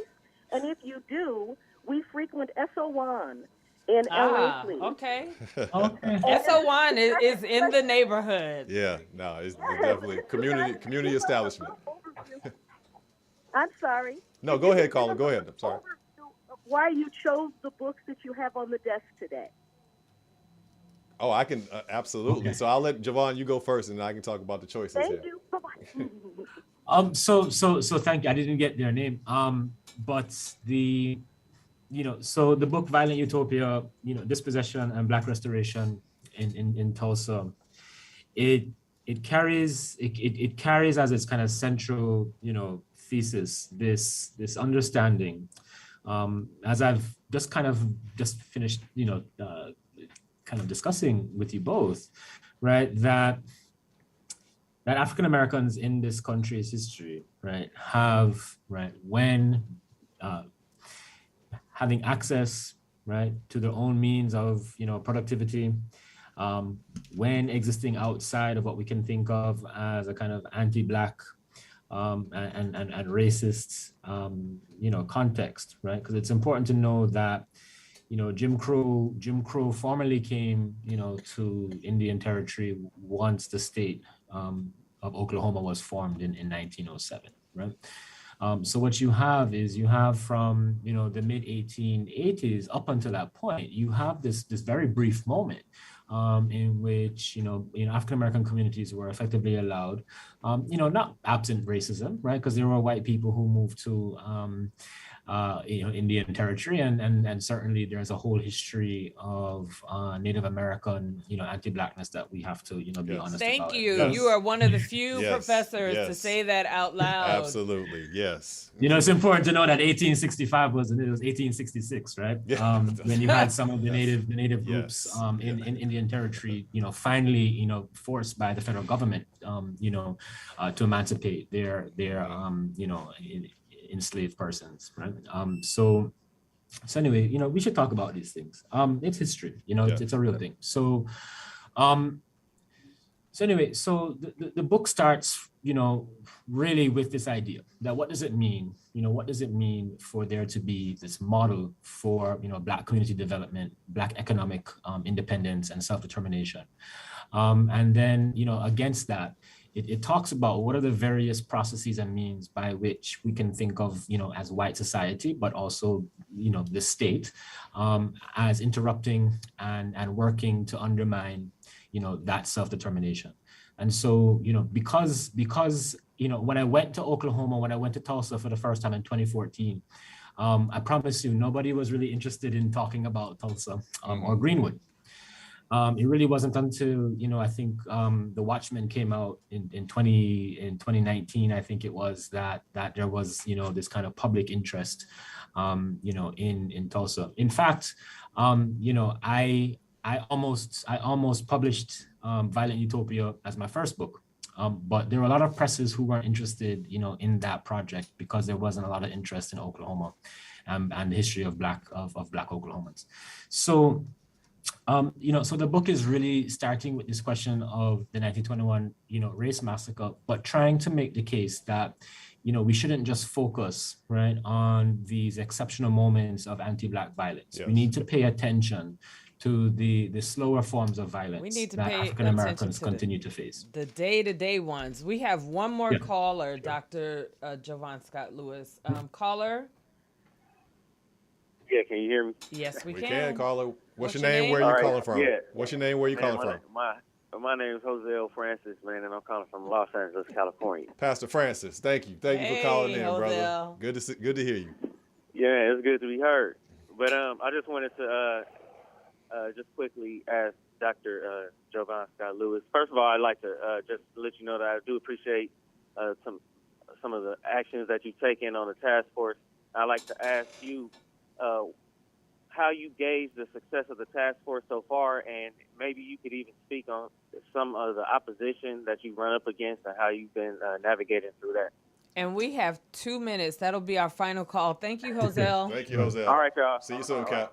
You know, I think we're doing well. I think, you know, we had, I think we're doing well. And I think one of the reasons why we are doing well is really because of the activity, you know, in the reparations community here in California. Mm-hmm. Right. I mean, without question, you know, especially because of where I am, you know, CJEC, it continues to be an inspiration, you know, to me, for, you know, remembering why this work matters and for whom we are doing this work. Shout out CJEC. Yeah, for real. You know, so I think we're doing well. I think there are people, you know, although we have varying politics for sure, I think there is a level of genuine commitment to the issue of reparations. And I think what we have diversity amongst the task force members about what reparations needs to do and look like. But the truth is that we haven't actually had that conversation yet. You know, what I would say have been the challenges have been, you know, of course, the fact that we were remote for the majority of our time so far. Yes. We've only had one meeting where we weren't in person, and we've been meeting for almost a year now. And I want to tell you that there was such a significant difference, right, during that in-person meeting. And and so I really just sometimes wish that we had been, you know, in person all along. I think we would have even been further along. Yes. You know, challenges are just trying to, I think, make up for some of, you know, the kind of earlier difficulties that we had, you know, negotiating, you know, with the DOJ about how the thing should go. You know, they're doing their work, they're doing hard work, but I think, you know, we are, as a task force, trying to still regain what we think of as a kind of clarity of what we're doing as we work to build consensus amongst, you know, ourselves about what we're doing. But I do think that we will be there for sure, certainly by the next 2 meetings or so. Yeah. No, you are going through some tough times with, you know, but you're still getting the work done. Yeah. And I think we have to show appreciation for that. That's right. Yeah, because you're plowing through here. We've got only about a minute left here, Jovan, but if you want to give people some social media, tell them, you know, when's the book coming out? Okay, and if you're offering any signed copies, obviously there's some demand out there. I mean, if there's a signed copy wanted, I'm happy to sign a copy and get it to whomever wants one. Yes, I mean, I'm on Twitter at Jovan Lewis, JOVANLEWIS. I'm not really good at Twitter. But I'm trying to get better at it. Absolutely. But yeah, that's a Twitter. The book will be out, I think, late September, early October. Okay, perfect. Well, brother, I've already told you this in private. I've told you this in public. I very much appreciate you and your voice on the task force. I think you bring a certain, obviously, perspective from another community, but you also bring a balance to the overall perspectives of the task force members, which I think is much needed and much appreciated. I know from the folks here, from the folks at CJEC, you know, I think I can speak confidently when I say we appreciate you. No, I appreciate you, and I think, you know, just keep doing the work, because this is where it happens. Absolutely. Right? And this is where the impact will land. Absolutely. So we need you to do what you're doing. Absolutely. Thank you so much. Thank you so much, brother. We're gonna have you back again, so don't go far. We will. I know when the book comes out. I want to be here in the studio with you. Again. I really do. We're here for it. Absolutely. All right. Well, I won't make you late for your supper. All right, brother. You have a great rest of your Sunday. Thank you. Okay, look. So this is May. We have big things planned for June 18th and June 19th. If you are in the Leimert Park area, please come and join Chad and I. We will be doing a Politics in Black live from Leimert Park. Leimert Park on the 18th. We will be at Hot and Cool on Degnan, and then oh my God, it's the little dance theater at the top of Degnan and 43rd. What's the name? The name is escaping me. What's the name of it? Holman Community Center. Holman. We're making up names, but in any event, if you come on the 18th. Please join us, CJEC, NAASD. Pullman Center will be at the Pullman Center on 43rd and Degnan. You all know it. It's right next to the nail shop. If you're from the community, you can't miss it. You know, it's a whole experience in there. Yep. Join us on both days. We are going to be taking in the African American experience. We want to hear from folks who migrated here, who are part of the Great Migration. This might be a great time to bring your grandmother or your parents and talk about your experiences here in California. Also, we want to just put out there, NAAGA.co, the National African American Gun Association. Yep. They have chapters all across the country. Absolutely. This is a time where you should consider joining I'm a member. that particular organization. We are going to try and have the president here at a future show, but we want to make sure that for these AB 3121 listening sessions, folks come out. We all know that Juneteenth, Degnan is the place to be. Yep. Lamert Park is the place to be. We will be there, and we want to make sure that you tap in. Yeah, but we don't want to forget about our Bay Area partners, too, because we have a listening session May 28th in the Bay Area, CJEC's first official listening session. So if you are in the Oakland Bay Area, pull up for that. It's going to be at the California Ballroom on May 28th. California Ballroom, I believe, starts at around 4 p.m. if I'm not mistaken, but there's plenty of information. The flyers out there on at CJEC Officials Twitter. So again, we'll be in Oakland Bay Area May 28th, and then June 18th and 19th in Lamert Park for CJEC's listening session. And so our next pull up, general fam. meeting is next week, Thursday. Please tune in, NAASD-LA.org. We want to hear from you. Again, it's time to tap in, fam. NAASD-LA.org, May 26th, our general meeting. We will be having it. You want to tune in. Yep. Nationals is dropping some big news next week. And I big cannot news. wait. We got some surprise. We got some surprises. Big announcement coming, fam. Big announcement coming. So you want to be there. You want to hear about that. You want to be at our meeting. Thank you. Well, wait. Before, Felicia, thank you, production team, Poetis. everybody that's working hard back here, keeping us right. But before we get out of here, I have to recognize May 19th, El Haj Malik El Shabazz, as we know him, Malcolm X. Happy birthday to that powerful black king. And also, we have to recognize upcoming next week on Tuesday, May 25th, we are 1 year out from George Floyd's tragic murder at the hands of government agents. So we want to recognize those two things. But yeah, this has been another one. We got to protect ourselves. We got to protect our communities. No, absolutely. That's what we want to talk about today, fam. Keep fighting. Don't let anybody, run you off from this fight. This is exactly where we need to be. And I think, after last week, I'm more committed than ever. And I know the folks around here are more committed than ever. So we're going to get it done. Thank you. Absolutely. This has been another one. Peace, fam. Come out and join the Coalition for a Just and Equitable California's first community listening session as an officially selected anchor org for the California Reparations Task Force. This event is on Saturday, May 28th, 2022, starting at 1 p.m. at the California Ballroom in Oakland, California. Event activities include discussion on ACA 3, tracing your lineage, and reparations. To register for the event, go to CJEC's Eventbrite page. Space is limited. Let's make history.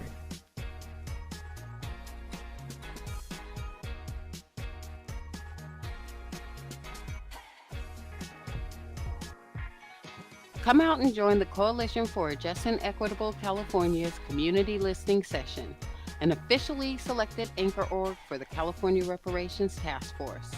The event is on Sunday, June 19th, 2022, starting at 12 noon at the Fernando Polo Community Arts Center in Lamert Park in Los Angeles.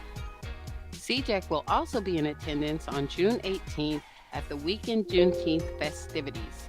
Come by and say hello and tell us how you feel about reparations. To register for the event, go to CJEC's Eventbrite page. Space is limited. Let's continue making history.